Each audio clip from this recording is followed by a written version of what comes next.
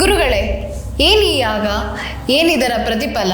ಇದು ಅಘೋರ ಭದ್ರಕಾಳಿ ಶತ್ರು ನಿರ್ಮೂಲನ ಯಾಗ ಅಂತ. ಪ್ರತಿಯೊಂದು ಮನುಷ್ಯನಿಗೂ ಶತ್ರು ಅನ್ನೋದೇ ಇರ್ತಾನೆ. ನಮಗೆ ಏನೂ ಎಫೆಕ್ಟ್ ಆಗ್ದಿರಾ, ಅಂದ್ರೆ ನಮಗೆ ತೊಂದರೆ ಕೊಡ್ದಿರಾ, ಅದಕ್ಕೆಲ್ಲ ಸಮಾಧಾನನೇ ಈ ಅಘೋರ ಭದ್ರಕಾಳಿ ಶತ್ರು ನಿರ್ಮೂಲನ ಯಾಗ ಅಂತ. ಇದು ಆ ರಕ್ತ ಬೀಜಕ್ಕಿಂತ ಅಘೋರವಾಗಿರುತ್ತೆ ಈ ಶತ್ರು ನಿರ್ಮೂಲನ ಯಾಗ ಅನ್ನಕ್ಕಂಥದ್ದು. ಏನು ಈ ತಾಂತ್ರಿಕಕ್ಕೂ ಮಾಂತ್ರಿಕಕ್ಕೂ ಇರೋ ವ್ಯತ್ಯಾಸ? ತಾಂತ್ರಿಕ ಅಂದರೆ ಕೆಲಸ, ಮಾಂತ್ರಿಕ ಅಂದರೆ ಅವರ ಒಂದು ಕಷ್ಟಗಳನ್ನು ಪರಿಹಾರ ಮಾಡೋದಕ್ಕೋಸ್ಕರ ಅದು ಮಾಂತ್ರಿಕ ಅಂತ ಒಂದು ಬಿರುದು ಕೊಟ್ಟಿದ್ದಾರೆ. ಊರಿನಾಗಲಿ ಮೇಕೆನಾಗಲಿ ಯಾವುದು ಬಲಿ ಕೊಡಲ್ಲ.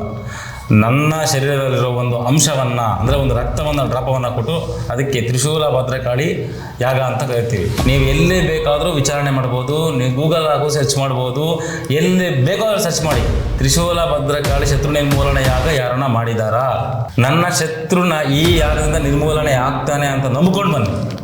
ನಿನ್ನ ಕೆಲಸ ನಾನು ಕೊಡಬೇಕು, ನನ್ನ ಕೆಲಸ ನೀನು ನೋಡಬೇಕು, ಈ ಥರ ಇರಬೇಕು. ಸುಮ್ಮನೆ ವಾಮಾಚಾರ ಆಗಿದೆ, ಅದಾಗಿದೆ, ನನಗೆ ಮಾಟ ಮಂತ್ರ ಮಾಡಿದ್ದಾರೆ ಅನ್ನೋರು ದಯವಿಟ್ಟು ಈಡಾಯಿಸ್ಕೊಂಡಾದರೆ ಹೋಗಿ ಬರಬೇಡಿ. ಅಲ್ಲೇ ತುಳಿದಾಕ್ಬಿಡ್ತೀನಿ, ನಿಜವಾಗ್ಲೂ ತುಳಿದಾಕ್ತೀನಿ.